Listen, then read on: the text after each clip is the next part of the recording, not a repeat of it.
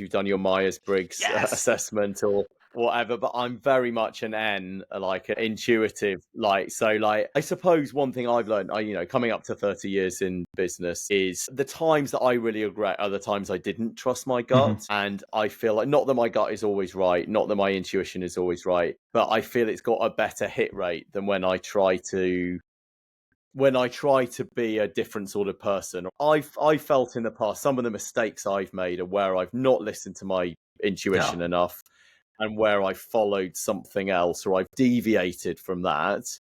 So on balance, I kind of like, that's kind of how I make my decisions, because on balance, it seems more generally to produce better results. There's a lot of data in your business, but I have these conversations where every single thing is like, no, we send it out to the data tells us what to do. When you're curating culture and interest and taste and finding what people are going to gravitate toward, I still think there's an art to that rather than, an analytic. I mean, I have a theory as well. I've got lots of theories, but I've got a theory about data. Intuition is basically, in my opinion, data. Like, for me, my intuition is 30 years of data that's kind of internally stored. And similar, think about our brilliant editors. We might say they have exceptional taste. They do have exceptional taste, but that is a repository of data that they've built up.